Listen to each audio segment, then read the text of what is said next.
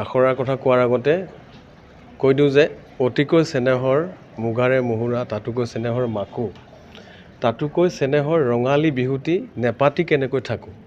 এই নেপাতি কেনেকৈ থাকোঁ সেইকাৰণে আমি একেলগে আছোঁ আজি। সকলোৱে বিভিন্ন কামত ব্যস্ত থাকে গোটেই দিনটো, কিন্তু আমি একত্ৰিত হৈ এই ৰঙালী বিহুটি আদৰিবলৈ সাজু হৈছোঁ।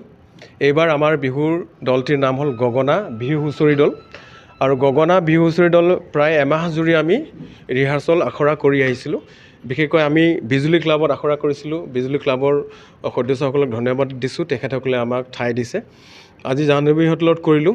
আমাৰ প্ৰথম অনুষ্ঠান গান্ধী মৈদান কেন্দ্ৰীয় ৰঙালী বিহুৰ মঞ্চ মুকলি হ'ব 14 তাৰিখে। এইটো দ্বিতীয় অনুষ্ঠান। 13 তাৰিখে উত্তৰ বঙাইগাঁও ৰঙালী বিহু সন্মিলনীৰ পতাকা উত্তোলনীৰ পিছতেই 14 তাৰিখে গান্ধী মৈদানত ৰঙালী বিহুৰ মঞ্চ মুকলি কৰিম আমি। তাৰপিছতে 15 তাৰিখে উত্তৰ বঙাইগাঁও ৰঙালী বিহু সন্মিলনীৰ মঞ্চত আমাৰ বিহুৰ নৃত্য হ'ব। তাৰপিছত 17 তাৰিখে দলাইগাঁও ৰঙালী বিহু সন্মিলনীৰ আমি নৃত্য প্ৰদৰ্শন কৰিম। আমাক এই বিহুখিনি নিয়াৰিকৈ ৰিহাৰ্চল কৰিবৰ বাবে বিশেষকৈ আমাৰ মাজত আছে দীপক দাস দা, হেমন্ত দাস দা, লগতে আমাৰ নাচনীসকল আছেই।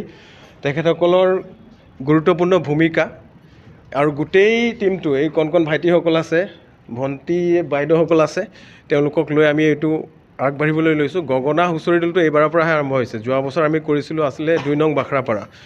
এই সূত্ৰে আমাৰ মাজত থকা দীপক দাস ডাঙৰীয়াক দুআষাৰ ক'বলৈ মই অনুৰোধ জনাম। ধন্যবাদ প্ৰবীণ দা। পোনপ্ৰথমতে আপোনালোকৰ যোগেদি সমূহ অসমবাসী ৰাইজক আগন্তুক বহাগ বিহু আৰু ৰঙালী বিহু আৰু অসমীয়া নৱবৰ্ষৰ শুভেচ্ছা জ্ঞাপন কৰিলোঁ। বিশেষ তাৰমানে ক'বলগীয়া একো নায়েই যেনিবা। আমি ওলাইছোঁ, মানে মই আগতে যেনিবা এই দলটিৰ লগত জড়িত নাছিলোঁ, এই বছৰে জড়িত হ'লোঁ। তো এই বছৰ মোক ক'লে জড়িত হ'বলৈ, তো জড়িত হ'লোঁ। তেনেকৈ আমি গোটেইসোপাই মিলিয়ে মানে উলিয়ালোঁ। ভাইটিহঁতেও আছে, ভণ্টিহঁতে আছে, বাইদেউ আছে, কোনোবা বৌ হয়, তেনেকৈ ওলালোঁ।